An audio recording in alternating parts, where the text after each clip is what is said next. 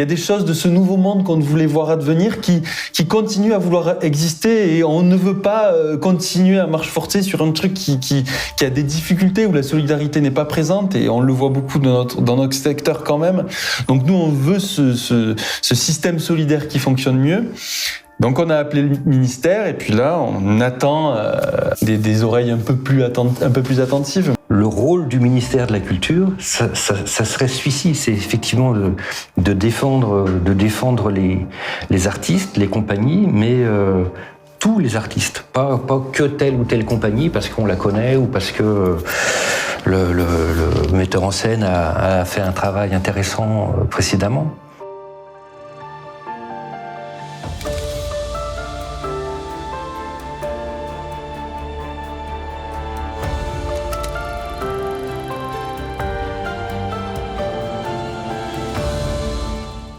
Bonjour et bienvenue dans l'émission Parole à l'œuvre. En pleine pandémie, il fonde les paniers artistiques et solidaires, un dispositif qui favorise des formes artistiques inédites et courtes, facilement adaptables.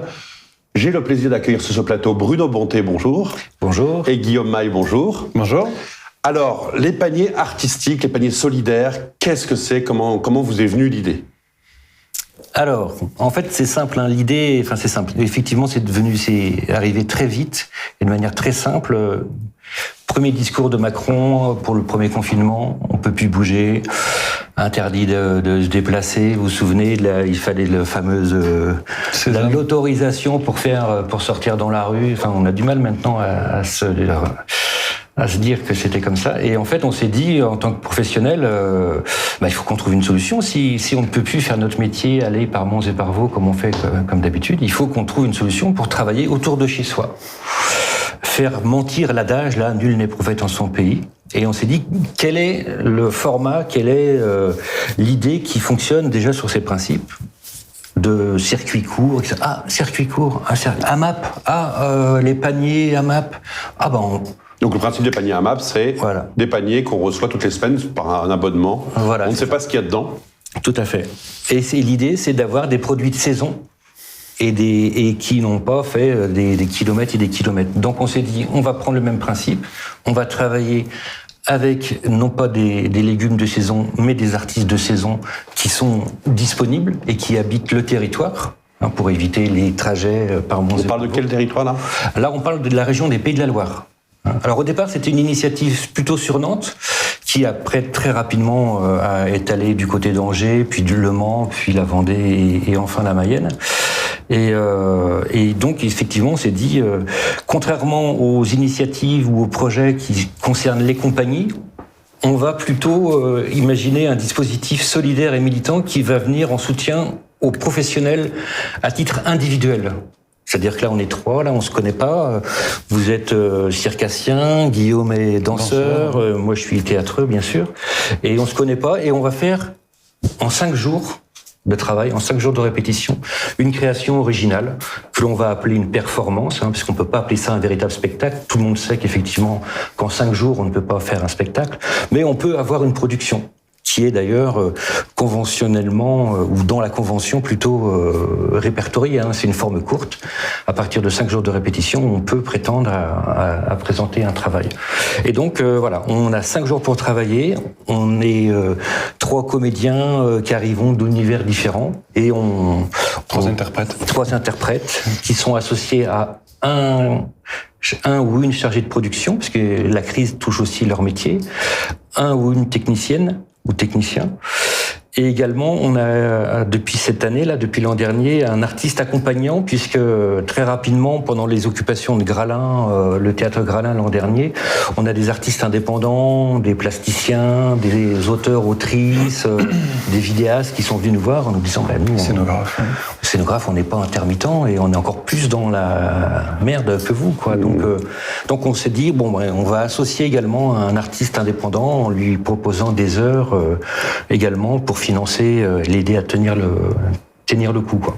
Donc on est vraiment dans cette idée d'urgence et de donner du travail aux gens et de les remettre devant le public. Mais alors qui commande comment ça se passe ? Parce que c'est une démarche spontanée, c'est en gros vous êtes 3, 4, 5, vous montez votre spectacle en 5 jours, vous jouez sur une place publique, mais s'il n'y a pas de public ? Non, ben là, c'est toute l'aide, la partie production que nous on est allé chercher pour répondre à la question de l'argent, etc. auprès des subventionneurs publics habituels, que ce soit la DRAC, la région, les villes. Et à ce titre-là, la ville de Nantes avait appuyé le dispositif en premier avec une forte subvention qui nous a aidé à lancer les premiers paniers. Mais ensuite, c'est tout le travail que réalise aussi Ouvrir l'Horizon, qui est maintenant une association. C'est l'association, Ouvrir l'Horizon. Voilà, que vous Ouvrir avez l'Horizon. C'est ça, qu'on a créé en octobre 2020, mais qu'on appelle aussi donc les paniers. L'activité, c'est les paniers artistiques et solidaires. Et donc, on a aussi la mission, en tout cas pour ces paniers-là, pour qu'ils soient vus par du public, d'un défrichage sur tout le territoire auprès de publics qui aussi était interdit d'en voir des spectacles, mais à la sortie du confinement, on s'est dit on va aller dans tous les lieux où les spectateurs, potentiels spectateurs, pourraient venir, ou sont déjà, que ça soit des cours d'école, que ce soit des places de marché, que ça soit même d'ailleurs sur la seconde année, on a été pas mal sur des lieux d'AMAP aussi, justement les lieux qui nous ont un peu inspirés, voilà, c'est tout à fait, ou en première partie d'une diffusion dans un cinéma. Enfin voilà, il y a plein de lieux comme ça qu'on a voulu défricher, puisque justement vous le disiez en introduction, on a voulu aussi que ces paniers artistiques soient légers techniquement. Ça ne veut pas dire sans technique, il y a un technicien attitré, etc., mais qui soit facilement duplicables dans des lieux non habituels, mais qui peuvent aussi passer dans des scènes nationales ou ailleurs, si possible. Ce qui est arrivé déjà. Ouais. Ce qui est arrivé. Mais alors, qui commande ? Personne commande. C'est ça, c'est la question du programmateur. Non, en fait, justement, ça a été le grand dilemme, effectivement, et c'est un petit peu notre talon d'Achille par rapport aux professionnels de la profession, comme dirait l'autre. Godard. Voilà. Pour pas le citer. En fait, ce qui se passe, c'est qu'effectivement, nous, à cette époque-là, puisque je rappelle le contexte, on peut plus travailler, on est considérés comme des gens non essentiels. Ça fait très très mal aussi aux professionnels quand t'es habitué à travailler, à créer, à faire soit avec des bouts de ficelle, soit avec des subventions, et que tout d'un coup on te dit que t'es pas essentiel, finalement tu sers à rien. Tu sers à rien. C'est dur à avaler, quoi. Et ça a été d'ailleurs un aspect très positif qui est revenu en retour de la part de tous les participants, c'est que vraiment les gens se sont sentis considérés, ont pu effectivement, comme je vous disais, dans le cadre d'un contexte où on se rassemble, on se réunit, on se connaît pas, on va créer quelque chose ensemble. C'est vraiment quelque chose de positif qui s'est mis en place. Et on a eu le terme qui était utilisé, c'était une bulle d'oxygène. Ça a vraiment été une bulle d'oxygène, une parenthèse dans cette année de marasme économique et en termes de création, quoi. Donc, qui commande, c'est, j'allais dire, tout le monde. Effectivement, les inscriptions se font non pas au nom d'une compagnie, mais à titre individuel. C'est-à-dire que vous, Guillaume, moi, en tant qu'acteur, comédien, technicien, on s'inscrit sur le site de Ouvrir l'Horizon, les paniers artistiques. On met en évidence le fait qu'effectivement, on traverse une situation qui fait qu'effectivement, on a peu de visibilité sur l'année qui vient, et on demande à participer à ce dispositif qui donc va générer 100 heures d'intermittence pour un artiste, un interprète, 72 heures pour un technicien son ou lumière, 48 heures pour un chargé de prod, et puis l'équivalent d'une 50aine d'heures pour un artiste indépendant. Ça, c'est le fonctionnement des Pays de la Loire. Donc, à titre individuel, on s'inscrit sur le dispositif, et puis on a fait ce que l'on appelle un artist dating. C'est-à-dire qu'on a rassemblé au printemps. Premier printemps, c'était dans un lieu alternatif, là, associatif, qui s'appelle Pollen. On a organisé la première rencontre de tous les gens qui s'étaient inscrits via la plateforme, et on les a fait se rencontrer. Donc, tu fais ci, tu fais ça. Et donc, voilà, les duos et les trios sont nés comme ça. C'était très drôle, d'ailleurs, parce qu'il y avait plein de gens qui sont découverts que leurs voisins étaient aussi musiciens, alors qu'ils savaient pas. On en parlait un petit peu en venant dans le train. C'est vrai que cette notion de bulle d'oxygène a vraiment été revendiquée et ça a été un témoignage très très prégnant, voilà, et pendant et après. Et l'idée, c'est vraiment de rompre cet isolement dans lequel les gens sont. Parce qu'on ne se rend pas vraiment compte, mais la crise sanitaire l'a vraiment révélé. Ouais. C'est qu'en règle générale, on a beau être effectivement dans le métier du spectacle, mais on est tous chacun sur son guidon, dans son couloir. À essayer de faire ses heures, Voilà. Mais je repose ma question, qui commande ? Parce qu'en fait, concrètement, ça veut dire comment vous voulez faire ça sur un marché, sur une place de village, dans une école, je sais pas, ou n'importe où.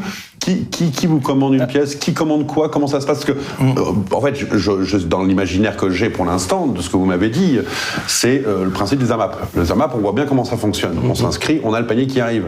Et c'est moi qui commande, et je commande quelque chose, je ne sais pas ce qu'il va y avoir dedans, mais je devine qu'il va y avoir des légumes.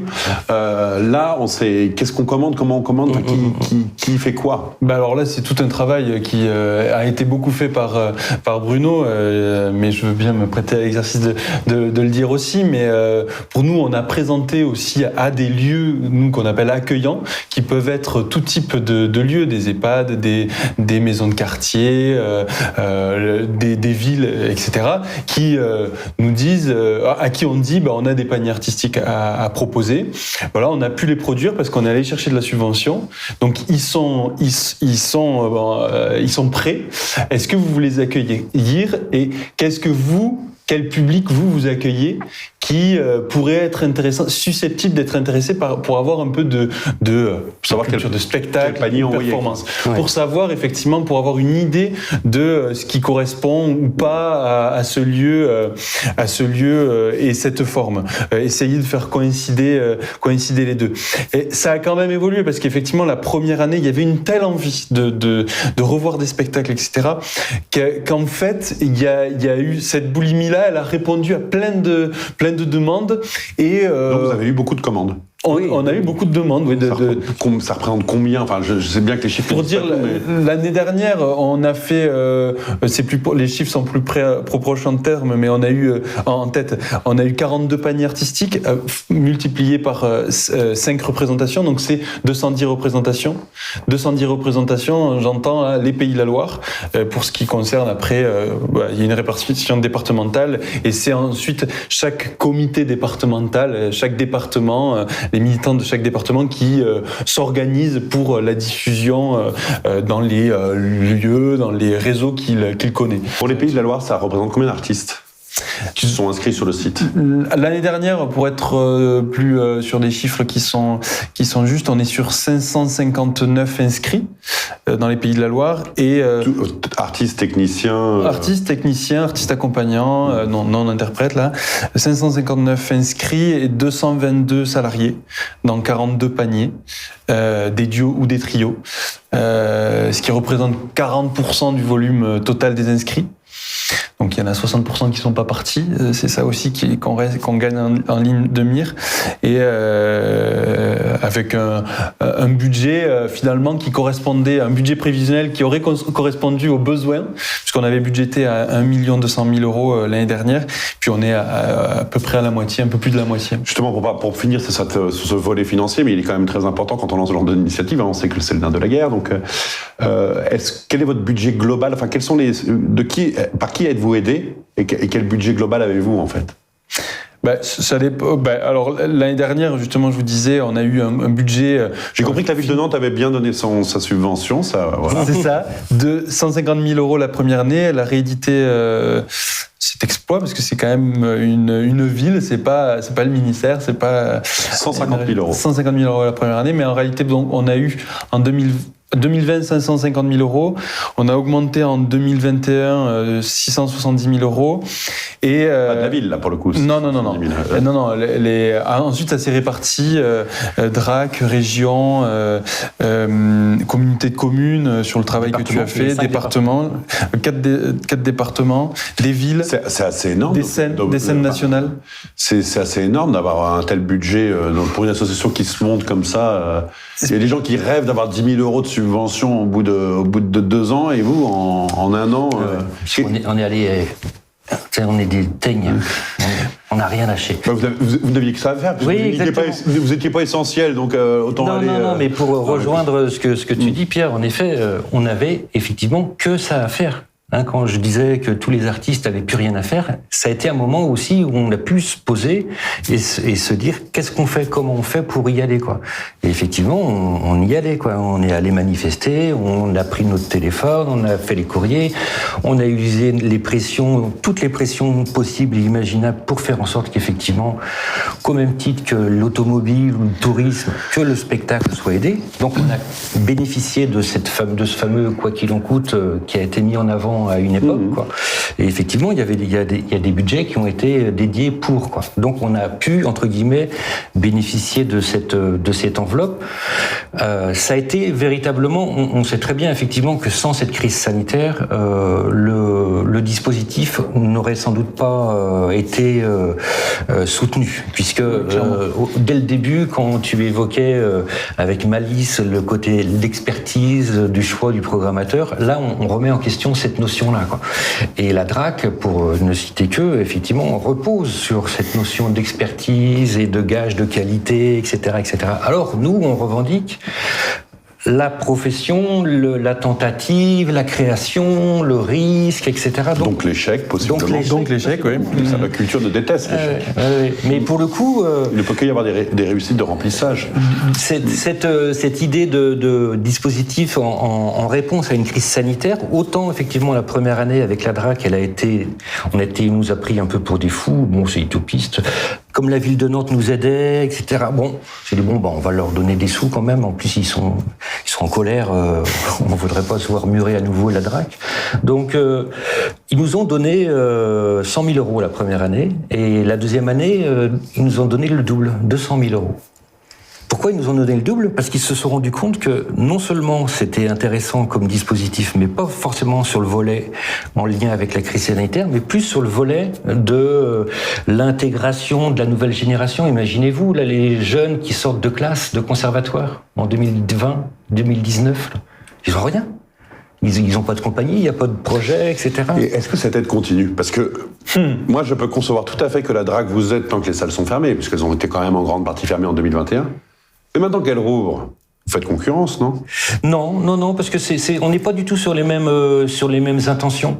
Là, nous, on est sur un dispositif où on revendique le côté pluridisciplinaire, le côté intergénérationnel, ce qui n'est pas forcément le cas d'une création, parce qu'en fonction des créations, effectivement, on a besoin de jeunes ou de moins jeunes, ou plus de femmes, plus d'hommes. Nous, on mélange tout le monde. On est à cœur de travailler aussi sur la répartition homme-femme, l'égalité, etc. en nombre de personnes. Donc on est vraiment sur d'autres objectifs en fait qu'un spectacle entre guillemets classique. D'ailleurs, on ne revendique pas le fait de monter un spectacle. On revendique le fait d'offrir une performance artistique, une rencontre originale pour les artistes, mais aussi pour le public. Et puis afin qu'ils se décident, afin d'ouvrir une discussion. On est vraiment sur quelque chose qui est... Donc c'est quelque chose qui est appelé à durer.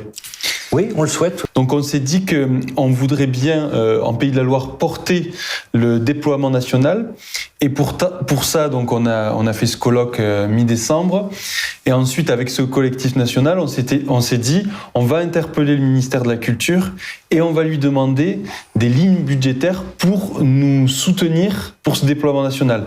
Nous le porterions administrativement au départ, mais pour pouvoir lancer ce dispositif dans les autres régions qui n'ont pas ce substrat financier de départ.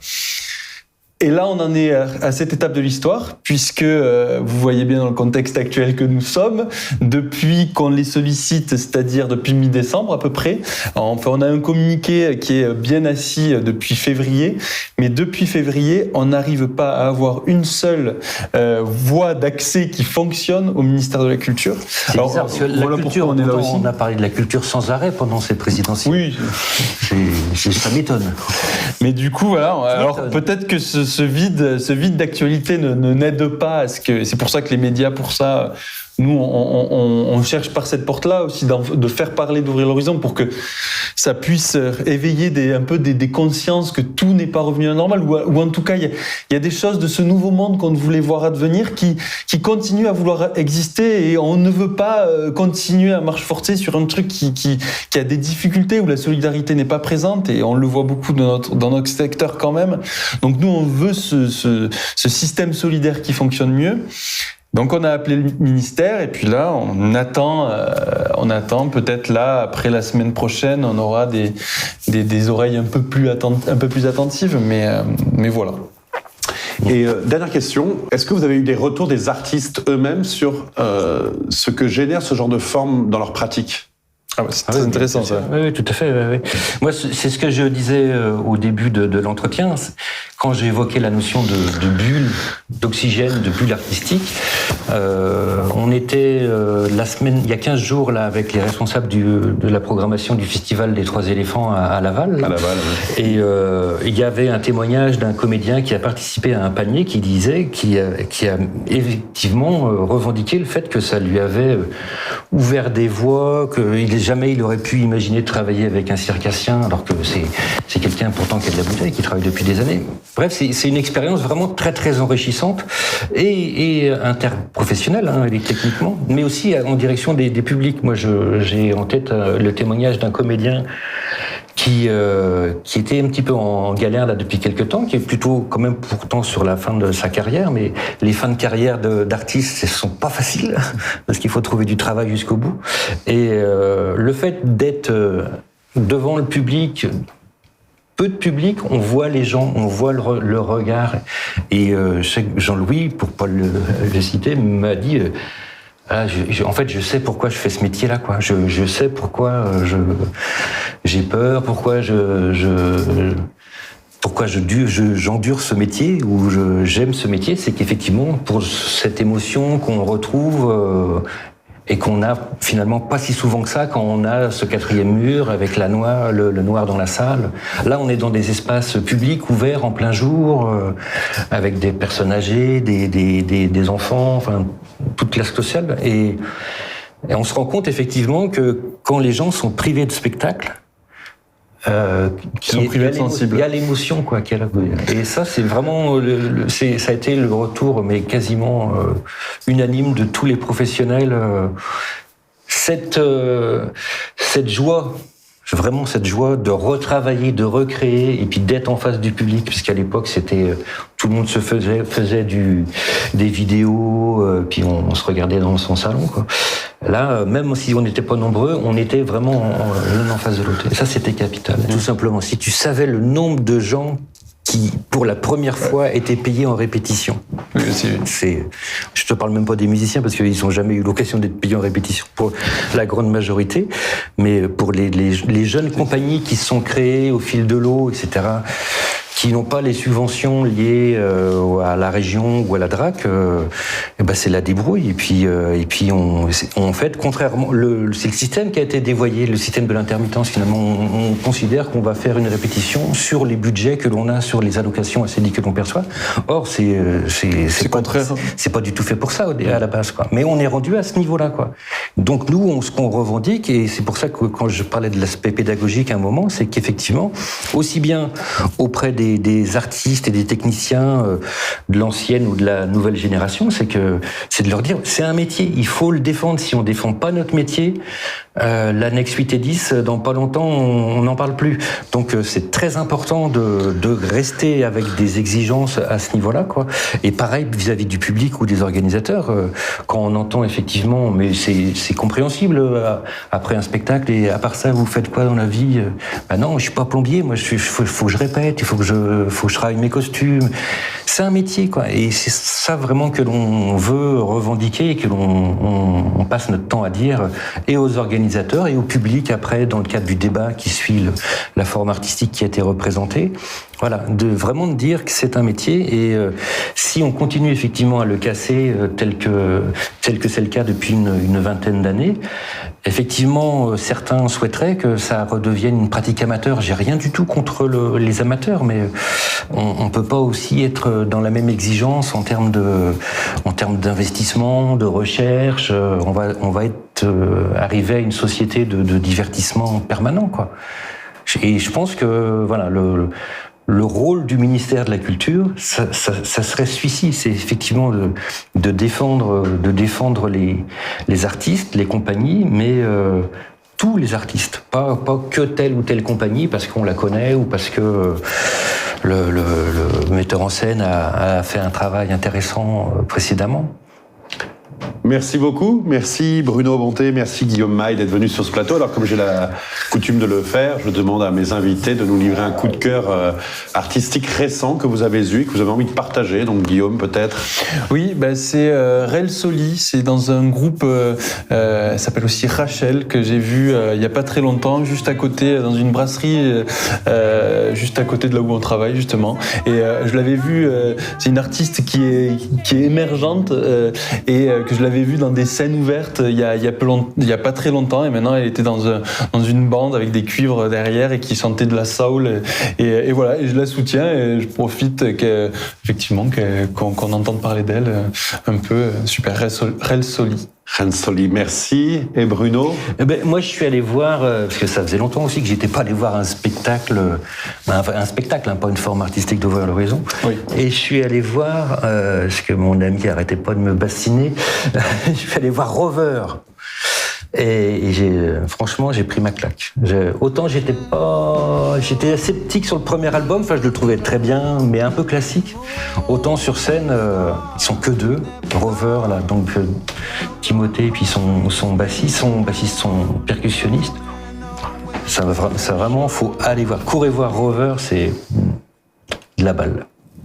Merci encore à tous les deux d'être venus sur ce plateau. Merci à vous.